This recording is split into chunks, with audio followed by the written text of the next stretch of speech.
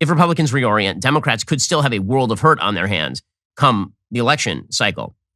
And some of these races, I mentioned the Fetterman race because, again, that one seems to me like a really low-hanging fruit for Republicans. All Mehmet Oz has to do is just put the focus squarely back on John Fetterman. The simple fact that John Fetterman is an extraordinarily radical candidate who also happens to resemble Uncle Fester and happens to have had a stroke that seems to have prevented his ability to speak publicly. Plus, he's just a bad candidate overall. I mean, these are all factors militating against making a man who's been a career useless person but does wear Carhartt sweatshirts a senator. Okay, this guy he's unbelievably bad at this. And the fact that he's been treated by the media as somehow good at this is astonishing to me. I mean, yesterday, for example, John Fetterman, actually it was over the weekend, on September 11th, he did an abortion rally, basically, on September 11th, which is what you do on September 11th, apparently, if you're a Democrat in Pennsylvania. And he was wearing his fabled Carhartt hoodie because he's one of you. He's one of the people, a person whose parents have basically supported him through his mid-40s and who is the mayor of a town of 1,800 people with a salary of under $2,000 per year, living in an apartment that he bought for $1 from his sister. And John Fetterman declared himself John Fetterwoman on the campaign trail over the weekend, which, ladies, you can have him. My name is John Fetterwoman. Okay, that's part of that clip. If you can't see it, John Fetterman looks down. He's holding a pink shirt that says John Fetterwoman, like a dolt.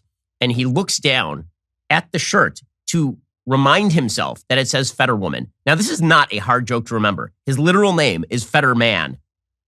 All he has to do is add a whoa in front of the man to get John Fetterwoman. But he has to literally look down physically at the shirt. He's not in great shape here. He has to look physically down at the shirt to remind himself that he is supposed to say Fetterwoman. This is the person you want in the United States Senate if you are the people of Pennsylvania? Really? This person? And again, listen, health problems are sad and difficult. Also, they can absolutely be disqualifying for higher office, obviously. And here, during that same rally, here's John Fetterman not being able to speak. This is a problem, guys. You didn't have a doctor in your life making fun of it, making light of it, right, or telling you that you're not fit to be served. Can you describe a stroke and what's happened? So it's the most important race for the Senate here for 22. We have to replace Pat Toomey. Senator Toomey was not very nice to me. Pat Toomey is a miracle. He had a chance. Oh boy. To match me up again. Abortion is the ballot now in November. What? My goodness. That is hard to watch. Even the Washington Post is like, this guy might not be able to be a senator. The Washington Post editorial board put out a full-scale piece today talking about how John Fetterman needs to debate more than once for the Senate to demonstrate that he's actually fit for the office. Quote, the race might well determine which party controls the Senate. Voters would benefit from seeing the two candidates exchange ideas and test each other. Mr. Fetterman has seemingly been reluctant to commit to firm debate dates. That troubling stance has raised questions about whether he's still recovering from a serious stroke, is fit to serve in the Senate. After suffering a stroke in May, Fetterman was off the campaign trail for 3 months and has campaigned little since then. He held a rally on Sunday. Oz has pressed for 5 debates. Fetterman dodged and ducked before tentatively agreeing last week to 1, but not until sometime until the middle to end of October. That is well after September 19th, when voters can start casting mail-in ballots. It's short of the 2 debates that had been the standard during recent competitive Senate contests in Pennsylvania. So what he's trying to do is run out the clock. He's saying, I'll do a debate like the day before the polls open permanently, the actual live polls open. We'll do the debate then, but not when the early ballots are coming in, which is what Democrats are counting on. According to the Washington Post editorial, this is the Washington Post editorial board, okay, not Daily Wire editorial board. Since returning to the campaign trail, Mr. Fetterman has been halting in his performances. He stammers, appears confused, keeps his remarks short. He's held no news conferences. Fetterman acknowledges his difficulties with auditory processing, which make it hard for him to respond quickly to what he's hearing. He receives speech therapy, and we wish him a speedy, full recovery, but the lingering unanswered questions about his health, underscored by his hesitation to debate, are unsettling. Well, yeah. Apparently, he had been diagnosed in 2017 with cardiomyopathy. He had a pacemaker with a defibrillator implanted after the stroke. The campaign's response to questions about Fetterman's health is to point to a doctor's note released more than 14 weeks ago, which said he should be able to campaign and serve in the United States Senate without a problem if he takes his medications and exercises. But that's not good enough because, again, he is on the campaign trail, and we can see that he is not functioning the way that you need a senator to function. The fact that he is avoiding a debate is pretty obvious. By the way, he's not the only one avoiding a debate. In terms of gubernatorial races, right now, Katie Hobbs, who is the Democratic gubernatorial candidate in Arizona trying to replace Doug Ducey, she's running against Kari Lake. Kari Lake is running dead even with her. And Katie Hobbs, who has no excuse at all, is now denying debates with Kari Lake, specifically because Kari Lake is really good on TV. She's a newscaster. According to thecentersquare.com, Katie Hobbs will be the first candidate for Arizona governor in decades to refuse an invitation to debate her opponent in a state commission-organized event.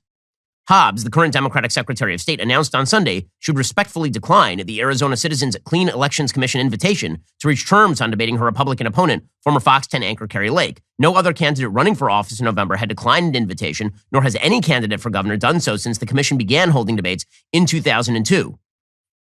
Now, she's obviously avoiding a debate because Kari Lake is going to clock her. Kari Lake, again, is very good on TV, and Katie Hobbs is going to get shown up. Meanwhile, in some of the races that Democrats are considering competitive, these are not competitive races. Okay, so, for example, in the gubernatorial race in Florida, Ron DeSantis is running away with that race. Anybody who tells you differently is lying to you. Ron DeSantis is way ahead. Any polls that suggest that Charlie Crist is running within 3, 2, 1 points of Ron DeSantis has never visited the state of Florida. This is not a reality. And one of the reasons for that is because, aside from the fact that Charlie Crist has literally run on the ballot of every party in the United States, I mean, there are parties that have yet to be invented where Charlie Crist is preparing to run. But Charlie Crist is a terrible candidate, and Ron DeSantis is a very popular governor. I mean, how bad is Charlie Crist as a candidate? He's out there saying things like this on the campaign trail. We got a divider on the other side and a uniter over here. You know, some people call him the Satan. Have you heard that? That's one of the nicer ones. Indeed it is. I'm trying to be nice.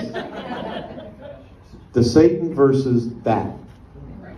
Oh, think about it. Boom.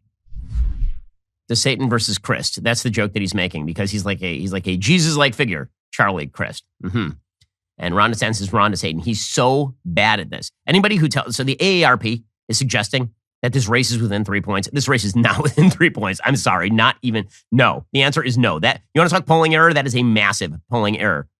Meanwhile, as I mentioned, over in Nevada, people are sleeping on the Republican threat to take Cortez Masto's seat in Nevada. Even NBC News is catching on to this. Say, in a volatile midterm election where Democrats have unexpectedly taken the lead in crucial battleground states, Republicans have found a glimmer of hope in their quest to seize control of the Senate. 8 weeks before Election Day, they're within striking distance of capturing the seat long held by late Democratic titan Harry Reid before Senator Catherine Cortez Masto won it in 2016. Cortez Masto may be the most endangered Democratic incumbent in this cycle, even though her party hasn't lost a Senate race here in a decade. While Democrats are still projecting confidence, polls show a dead heat despite massive spending by Cortez Masto and an early assault of negative ads designed to tarnish rival Adam Laxalt.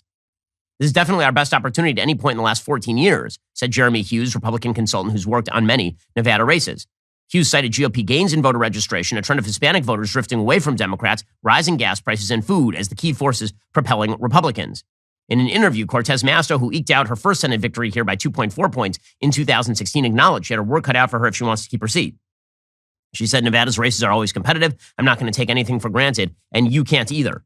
Okay, well, again, she should not take that seat for granted, considering the fact that Adam Laxalt is a very good candidate. He is running a strong race against her. There's some other races, by the way, that seem a lot more competitive that people are sleeping on. I mean, the Colorado Senate race right now, that is a possible win for the Republicans, despite the fact that Colorado has turned pretty significantly blue. Republican Joe O'Dea is running very competitively against Michael Bennet right now. According to the latest polls, Bennet has the lead. But again, there are people, these polls are within the margin of error. I mean, there's one poll showing Bennet at 48 and O'Dea at 47 with 5% undecided, according to the Washington Examiner. There are a lot of close races out there. So this is why I'm saying, and I think that a lot of the pessimism is starting to wane as, again, the focus moves off of Trump and back onto the key issues. How's this for a title? Ben Shapiro Show subscriber destroys like button with clicks and logic. I'd watch that. Make it happen, gang.